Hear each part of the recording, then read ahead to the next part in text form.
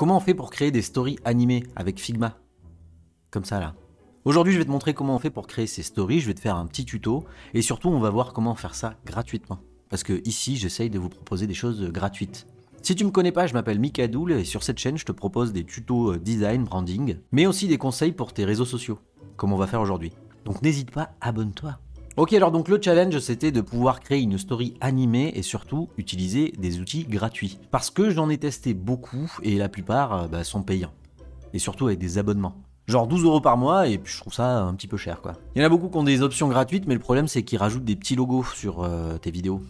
Et t'as pas envie de voir leur logo quoi. Donc ce que je te propose aujourd'hui, c'est de créer ça sur Figma. Figma, c'est un logiciel qui est à la base créé pour les designers d'applications, mais qui permet de faire beaucoup de choses, et pas mal de mise en page. Donc dans un premier temps, je t'invite à t'inscrire sur Figma et à télécharger l'application. Figma, c'est une application gratuite pour une utilisation limitée, mais qui permet déjà de faire beaucoup de choses. Et si tu suis cette chaîne, tu verras qu'on fera tout dessus. Et que tu vas devenir un pro de Figma. Ouais. Une fois que tu as créé ton compte, que tu l'as installé et que tu as créé ton premier design, tu vas te retrouver là-dessus. Je te fais un petit tour rapide. Façon présentateur météo. Sur la gauche, tu vas retrouver tes calques, tous tes éléments. Sur la droite ici, tu trouveras toutes les options. Et enfin en haut, vers le Cotentin, tu trouveras les outils. Le premier, c'est la souris qui te permettra de tout manipuler. Ensuite, tu as les frames qui te permettront de créer des pages. L'outil de forme pour tracer des formes. L'outil plume pour dessiner. Et enfin, l'outil texte pour mettre des textes. Donc là aujourd'hui ce qu'on va faire c'est une story, donc on va commencer par créer une frame. Si je clique dessus, je vais voir ici que j'ai des presets. Et là on me propose directement Instagram Story. Donc je vais cliquer dessus et ça m'a créé une frame. Pratique. Un des premiers trucs importants à faire c'est de créer une marge. Donc pour ça sur ton clavier tu vas faire Shift R. Ça va t'afficher les règles et puis là tu vas créer tes marges. Là je le fais à l'œil nu mais normalement faut le faire un peu mieux quoi. Ensuite tu vas commencer à ajouter tes éléments. Donc là tu l'auras compris, je vais créer une story que je posterai à la sortie de cette vidéo.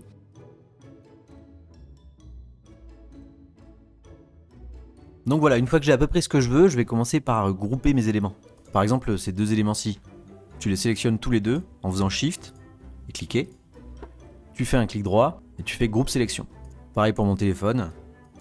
Si pendant que tu groupes, il y a des éléments qui se mettent devant, t'as qu'à faire un clic droit et Send to Back. Voilà, j'ai ma mise en page qui est bien et je peux commencer à l'animer. Pour ça, tu vas commencer par prendre ta frame et tu vas la dupliquer.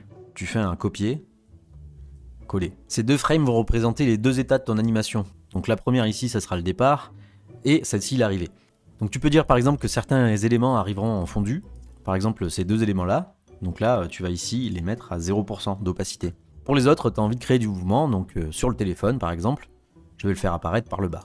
Et mes deux icônes, j'aimerais bien qu'ils arrivent en mode tourbillon, tu vois. Donc je leur fais une petite rotation, je les réduis et je leur mets une opacité 0 aussi. Une fois que tu as fait ça, tu vas cliquer sur prototype ici. Tu vas sélectionner ta première frame et puis tu vas prendre ce petit rond ici et tu vas le glisser sur l'autre. Là, ça va te créer une interaction entre les deux. Et ici dans animation, tu vas sélectionner Smart Animate. C'est là que Figma va jouer son rôle et va créer l'animation tout seul. Et tu peux sélectionner la durée. Genre on va mettre 800 millisecondes. Et tu reproduis l'animation dans le sens inverse. Une fois que tu as fait ça, tu vois que sur ta première frame, tu as un petit play ici. Tu n'as plus qu'à cliquer dessus. Et voilà, tu as ton animation. Pareil dans le sens inverse. Donc là, je suis plutôt content de l'animation, donc je vais l'exporter. C'est là où ça va devenir un peu plus complexe, entre guillemets. Le souci, c'est que Figma ne propose pas d'export en vidéo. Et comme je te le disais, la majorité des outils qui le proposent sont payants. Et puis, ils sont pas ouf. Donc on va tricher, mais tu vas voir, c'est super simple. À partir de maintenant, ça va se passer sur ton téléphone. Et t'as plus qu'à télécharger l'application Figma Prototype Mirror. Cette application va te permettre de voir tout ce qui se passe sur Figma sur ton téléphone directement, notamment les prototypes et tes animations. Une fois que tu as téléchargé l'application, t'as plus qu'à te connecter et à te mettre sur le même réseau Wi-Fi. Et la première chose que tu as à faire, c'est sélectionner ta première frame. Et ensuite, tu lances le prototype. Tu reviens sur ton téléphone et puis tu as juste à cliquer. Et puis tu recliques. Et puis tu recliques. Et puis tu recliques. Donc là tu vas me dire comment je fais l'enregistrement. Eh bien la solution c'est de faire un screenshot vidéo. C'est pas plus compliqué que ça. Si t'es sur iPhone, t'as juste à récupérer le centre de contrôle et puis tu cliques là-dessus. Bon là je peux pas le faire parce que je suis en train d'enregistrer l'écran. Et pour Android il me semble que c'est à peu près pareil. Du coup dès que t'as fait ton enregistrement, t'as plus qu'à le modifier pour enlever par exemple les cadres blancs en bas et sélectionner le moment qui t'intéresse. Ok. Voilà, donc j'espère que ce tuto sera utile pour toi. En tout cas, il te permettra de faire tes propres animations, sans forcément passer par Canva, parce que le problème avec Canva, c'est qu'au bout d'un moment, toutes les stories se ressemblent. Là, tu pourras le faire avec ton propre design, et gratuitement. Donc si ça t'a intéressé, n'hésite pas à t'abonner, je ferai plein d'autres vidéos dans le genre, et puis je te fais des bisous.